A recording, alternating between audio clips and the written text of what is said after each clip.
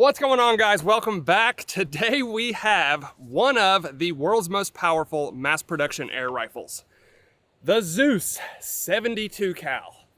Yes, a 72 caliber air rifle. Before we get started, I want to thank thepelletshop.com for sending this beast out for us to try. Without them, this video would not be possible. So please go check them out. So like I said, the ZEUS is an air rifle that shoots a 72 caliber projectile, and it is a certified bear dropper. Just to give you an idea of what that looks like, it's essentially a 12 gauge shotgun slug. Now, I also want to give a shout out to Mr. Hollow Point for the ammo. This guy makes airgun projectiles that you just can't get anywhere else, and he sent us a few to try on video. He has a website, mrhollowpoint.com, and a YouTube channel, and definitely knows what he's doing, so go check him out as well. He sent 4 different projectiles for us to try. We have the 440 grain Hollow Point, which is the smallest one that he sent, as crazy as that sounds. Then we have the 525 grain Hollow Point.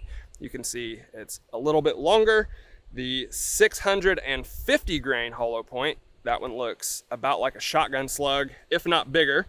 And last but not least, this Vienna sausage is a 1082 grain bullet. I can't wait to try this one. And before we get started, as I always do when we shoot air rifles, I want to remind you guys that these do not require a background check. So if for whatever reason you can't purchase firearms, get out there and exercise your freedoms with air rifles. Let's shoot it. All right, very first shot. We are gonna try to hit that yellow steel plate. All I did was bore sight it, so I have no idea how close it is. We're gonna start with the 525 grain slug and see how that feels. The way this thing works is there's a cocking lever on the side. You pull that back and insert your projectile into the chamber. Close the lever, you're good to go. Hopefully it hits the target. Let's see.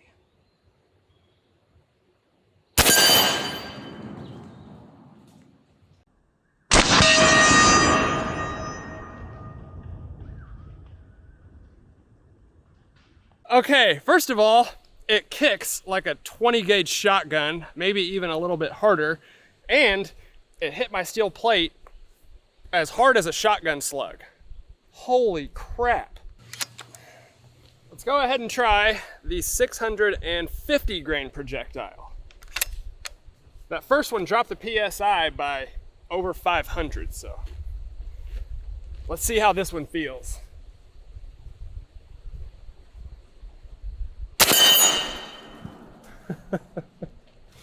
This thing rules. Well, it's about to start raining. I went ahead and refilled this thing. We're gonna put one more on the steel, and of course, we have to try the 1082 grain bullet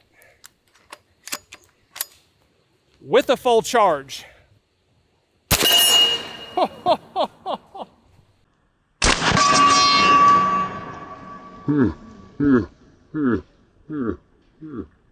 That is a powerful air rifle. Oh my gosh.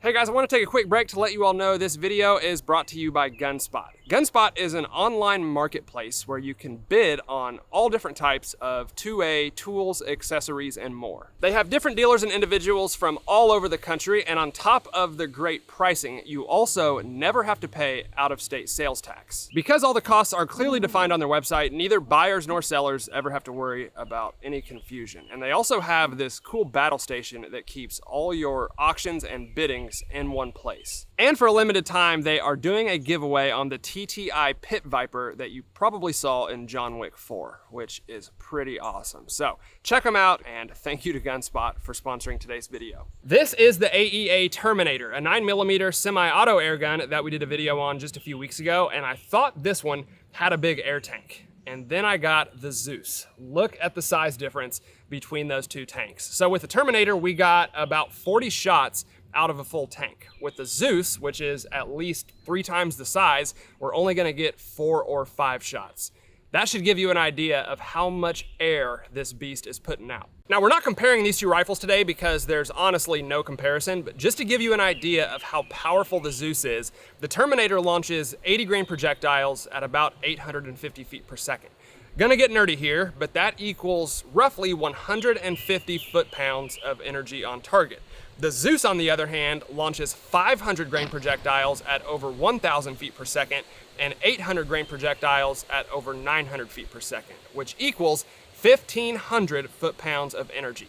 That's more than 10 times the impact force of the 9mm Terminator. It's also more than a lot of actual firearms. For example, it is 3 times the energy of a 9mm or a 45 ACP handgun, a couple hundred foot-pounds more than a 5.56, and almost equal to a 7.62 by 39 AK-47. Of course, those bullets are going much faster and are more effective in other ways, but it does give you an idea of how hard this thing hits.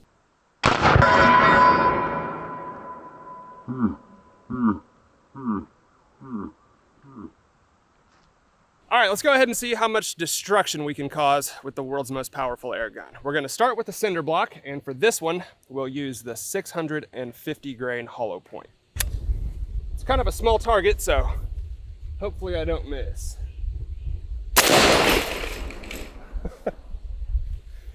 I think that worked.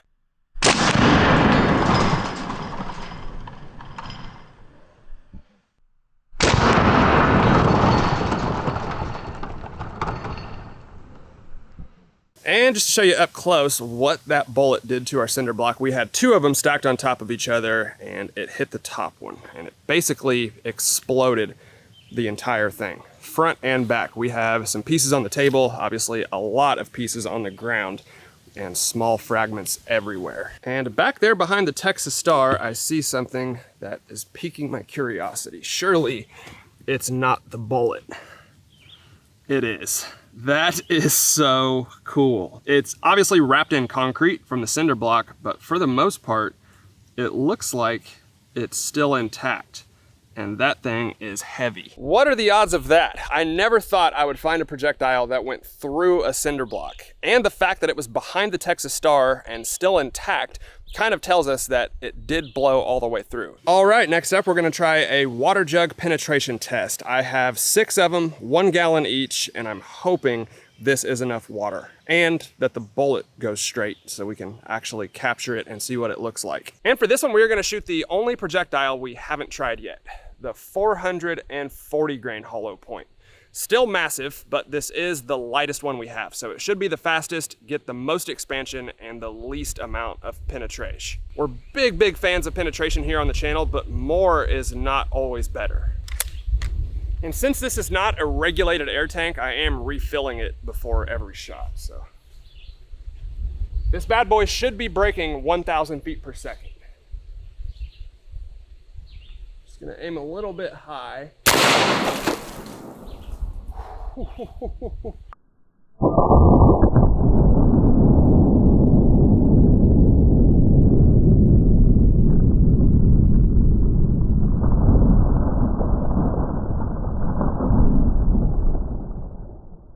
And I believe this is our first water jug. You can see that entrance hole pretty close to the middle, right where I was aiming. So I didn't shank the shot too badly. And of course, it just obliterated that one.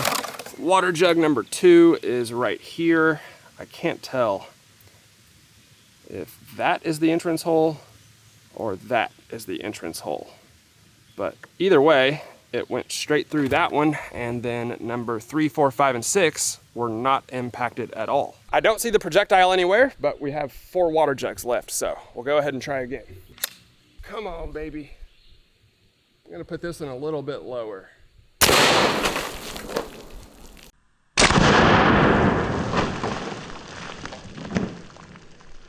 Well, that was slightly more dramatic, and it looks like we did hit all 4 water jugs that time.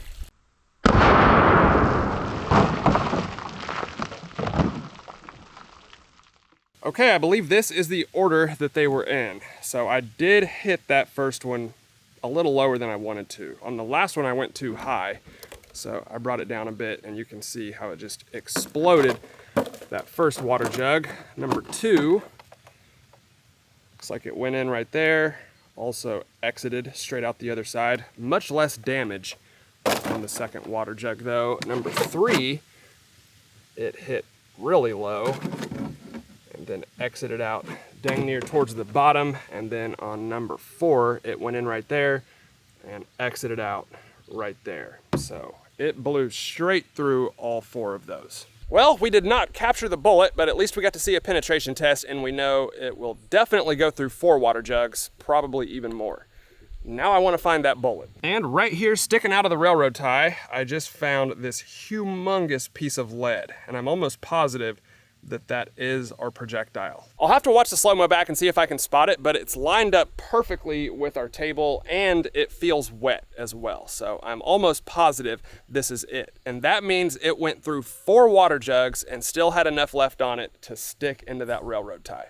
That is crazy. All right, guys, last but not least, probably the most important test of the video, the watermelon test. I have 2 of these big boys. We're gonna shoot them with different projectiles on opposite ends of the spectrum and see which one gives us a better result. For the small projectile, we'll go ahead and use the 525 grainer. Not the smallest one we have, but one step up. And the very next video I'm doing with this is gonna be a ballistic dummy lab human head. So this is kind of a test to help us decide which round to use in that video. Let me know in the comments. 500 grain bullet versus a watermelon. Oh!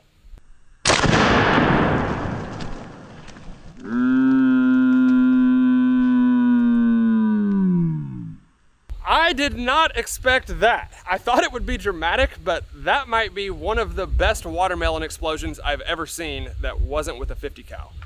Oh my God.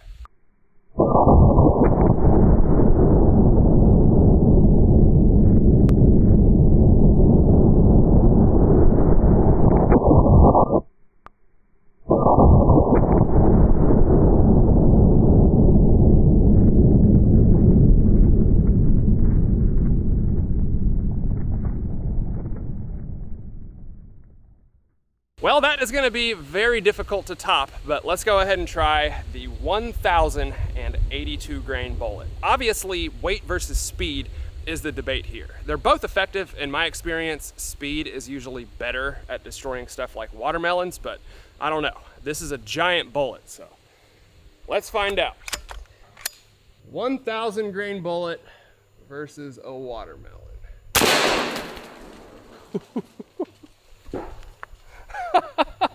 Well, obviously the points of impact are gonna be slightly different because one bullet is twice the weight of the other one. And I might have put that one a little bit high, but there were pieces of watermelon that hit my truck, which is like 30 yards away, and it took 5 or 6 seconds for it to fall. So, although there is more of our watermelon left, it's hard to say that that was any less dramatic. That was freaking awesome.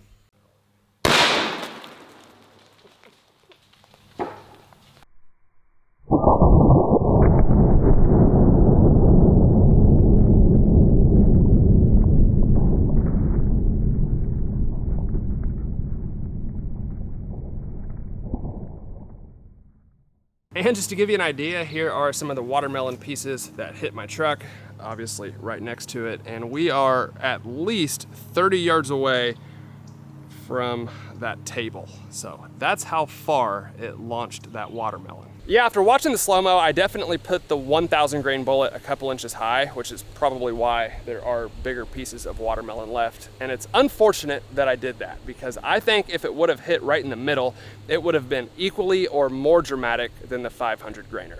Either way, they were both freaking ridiculous. All right, guys, I hope y'all enjoyed the 72 caliber ZEUS. I had a freaking blast with this thing, and it is definitely the craziest air gun I've ever tried in my life. Again, I wanna thank thepelletshop.com and Mr. Hollow Point for helping me with this video. Definitely go check them guys out, and we will be doing more videos with this beast very soon. So stay tuned for that. If you did like the video, let me know down in the comments below. If you want to get some merch and help support the channel, there will be a link in the description box for that as well. And if you like the video, please hit the like button for me, guys. I'd really appreciate it. Thank you all for watching, and I'll see you next time.